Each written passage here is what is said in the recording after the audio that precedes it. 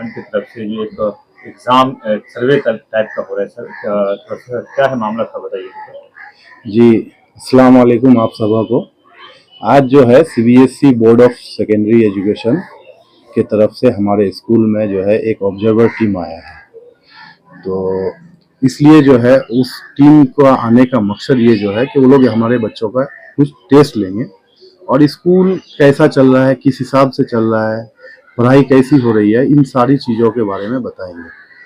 और उसके बाद जो है जो टीम आया है वो दिल्ली से भेजा गया है, मतलब वहाँ से ऑर्डर हुआ है तब जाके ये लोग आए हैं। और माशाल्लाह बच्चे काफ़ी तैयार हो चुके हैं और दे भी रहे हैं अच्छी तरीके से। कौन क्लास के बच्चे इस एग्जाम में बैठ सकते हैं? क्लास 3 के बच्चे को बैठाया गया है, वो लोग क्लास 3 के बच्चों से एग्ज़ाम ले रहा है। और ये जो है 30 बच्चे का ले रहा है और क्लास 3 में तो बच्चे काफ़ी हैं, लेकिन उनमें से उन लोग सैम्पलिंग करके तब जाके 30 बच्चे को सिलेक्ट किए हैं और उन 30 बच्चों को ले रहे हैं एग्ज़ाम। और अभी ये जो हो रहा है सिर्फ पूरे ग्वालपोखर में होली हार्बर पब्लिक स्कूल में ही ये टेस्ट जो है लिया जा रहा है, क्योंकि ये स्कूल इंग्लिश मीडियम है और सीबीएसई बोर्ड से रिकॉग्नाइज्ड है। West Bengal board of primary education के थ्रू सीबीएसई मीडियम में रिकॉग्नाइज्ड है, जिसके वजह से ये जो है टीम आए हैं और सारी चीजें जो है जांच पड़ताल करके। ग्वालपोखर में सीबीएसई बेस्ड जो स्कूल है उसमें से वाहिद एक स्कूल है जहाँ पे होली हार्बर पब्लिक स्कूल में ये एग्जाम हो रहा है। जी जी जी। बाकी अगर दूसरे स्कूल हुआ तो गवर्नमेंट स्कूल। हाँ, गवर्नमेंट स्कूल में भी हो रहा है। जितने सारे बोर्ड के स्कूल्स हैं, ICSE board, CBSE board, West Bengal primary board, जितने सारे बोर्ड है सभी बोर्ड्स के स्कूलों का ये टेस्ट हो रहा है। इनमें से कुछ स्कूलों को सिलेक्ट किया है और उन स्कूलों के लिस्ट में हमारा होली हार्बर पब्लिक स्कूल का भी नाम दर्ज है, जो ग्वालपोखर में सिंगल है, इनका जो है सिंगली सिलेक्शन हुआ है, बाकी और किसी का नहीं है। और ये चीज़ इसलिए ज़रूरी है सर, मैं आपको बता देता हूँ, अभी जो है ना पूरा चीज़ ऑनलाइन कर दिया है। सारी डेटा को बच्चों का जो है ऑनलाइन पोर्टल में लेना पड़ता है और फिर उसके बाद आपका बच्चे का जो है एक यूनिक आईडी जनरेट होता है, स्टूडेंट आईडी, और वो स्टूडेंट आईडी ऑनलाइन जनरेट होगा। फिर उसका एक पेन नंबर जनरेट होता है। आज के डेट में अगर एक बच्चा मान लीजिए यहाँ पढ़ रहा है, यहाँ से वो अगर दिल्ली, मुंबई, चेन्नई, आगरा कहीं भी जाए तो उस बच्चे को वो पेन नंबर लगेगा, तभी उसके फर्दर एजुकेशन में एडमिशन होगा। तो वो पेन नंबर अगर जनरेट नहीं होता है तो फिर उसको दिक्कत हो जाती है।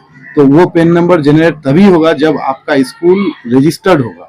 हाँ, अगर रजिस्टर्ड नहीं है तो पेन नंबर जनरेट नहीं होगा। पेन नंबर जनरेट नहीं होगा तो आपके बच्चे कहीं भी जाएंगे ना तो एडमिशन करना मुश्किल होगा, दिक्कतें बहुत सारी आएंगी।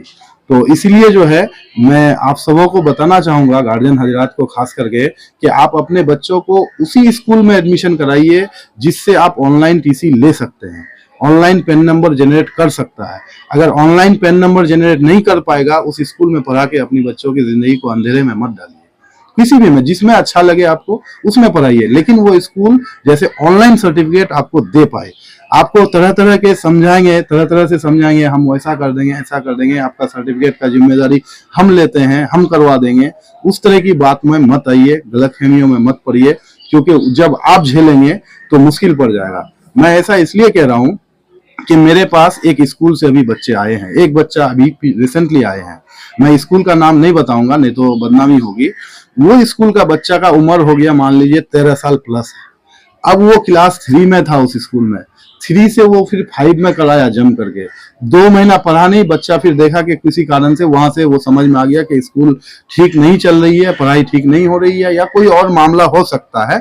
मैं नहीं बता पा रहा हूँ आपको क्लियरली क्या मामला था, लेकिन वो बच्चा जब मेरे पास आया तो मैं देखता हूँ ये मेरे जो प्रिंसिपल मैम है वो लोग देखने के बाद, अरे ये बच्चा तो उम्र इतना ज्यादा और क्लास इतना छोटा, तो एज गैप हो गया है। वो बच्चा को लास्ट में बोल रहे हैं कि इसको तो अकॉर्डिंग टू एज क्लास 7 में होना चाहिए। अब क्लास 7 के बजाय वो क्लास 3 में था, वहां पे 2 महीना क्लास 5 में पढ़ा। तो अब बच्चे की जिंदगी अंधेरे में।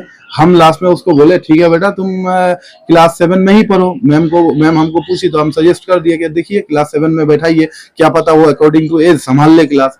अब जो उसको 2-4 महीना मैम लोग सर लोग पढ़ाए तो बच्चा बोल रहा है हमको कुछ समझ में नहीं आ रहा है यहाँ की पढ़ाई। तो क्यों नहीं आ रहा है? क्योंकि वो इतना छोटा क्लास में था, उम्र इतना ज्यादा हो गया था। अब उसको कुछ समझ में नहीं आ रहा है, फिर उसको अब क्लास कैसे नीचे करेंगे अकॉर्डिंग टू एज, हम क्लास नीचे कर नहीं सकते, जिस क्लास में है वो पढ़ नहीं सकता, तो वो बच्चे का जिंदगी कहाँ जाएगा। तो उसका एक ही कारण है कि उस बच्चे का माँ बाप सही स्कूल का सिलेक्शन नहीं किया था। पैसा तो खर्च किया है, इवन के हॉस्टल में रखा था, हॉस्टल में रखने के बाद भी पैसा खर्च करने के बावजूद वो बच्चे का जिंदगी आज अंधेरे में है। इसको कौन निकालेगा इस अंधेरे से।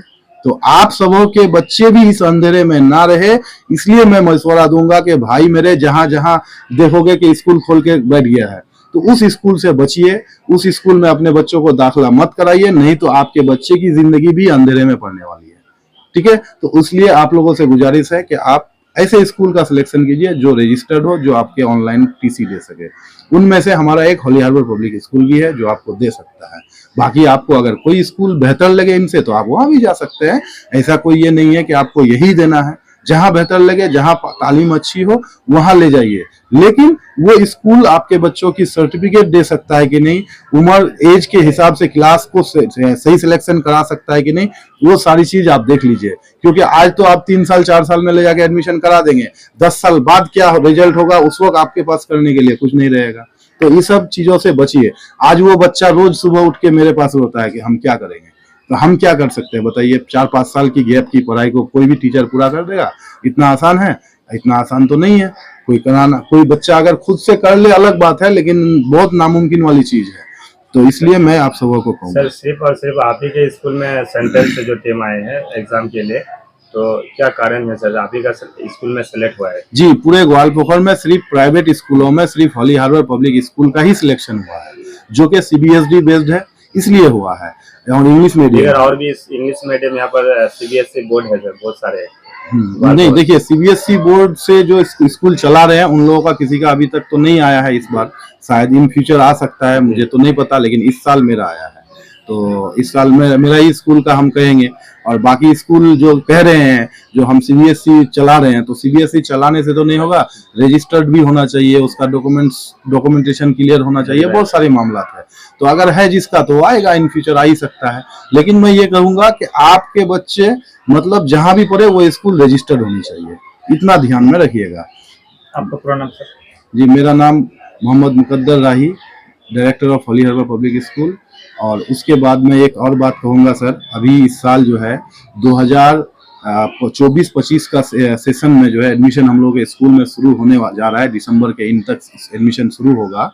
और इसके लिए मैं आप लोगों को एक जानकारी दे देता हूँ कि एडमिशन बिल्कुल फ्री रहेगा इस बार। ठीक है, उसके बाद जो है फिर क्या कहता है, हम एक पीटीएम करेंगे।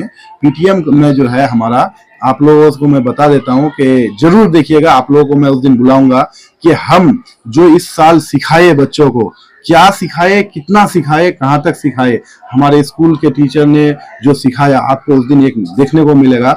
बहुत सारे स्कूल है ग्वालपोखर में जो कहता है हम आपके बच्चों को क्लास 7 में मेडिकल का तैयारी करा देंगे। भैया मेरे, मेडिकल की तैयारी क्लास 7 में मुमकिन नहीं है। क्यों नहीं है? क्योंकि क्लास 7 में बेसिक एजुकेशन की जरूरत है, आपको हायर एजुकेशन की जरूरत नहीं है। एक बच्चा को अगर बेसिक स्ट्रॉन्ग कीजिएगा तो वो हायर एजुकेशन में जाके मेडिकल की तैयारी भी कर सकता है, इंजीनियरिंग की तैयारी भी कर सकता है। तो मैं ये कह रहा हूँ कि मैं कितना बेसिक स्ट्रॉन्ग किया हूँ हमारे स्कूल के बच्चों का, वो मैं पीटीएम करने जा रहा हूँ। बहुत जल्द अनाउंसमेंट होगा, टीचर्स हमारे पीटीएम में गार्जियंस को बुलाएंगे और हम दिखाएंगे कि हम अपने बच्चों को कहाँ तक सिखाए हैं, क्या सिखाए हैं।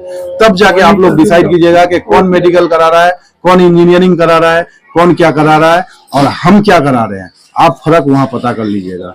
और इसी के साथ मैं आपको कहूंगा कि एक बार होली हार्बर से जुड़िए, आपके बच्चों की फ्यूचर को जो है एकदम बेहतर से बेहतर बनाएं। Thank you very much.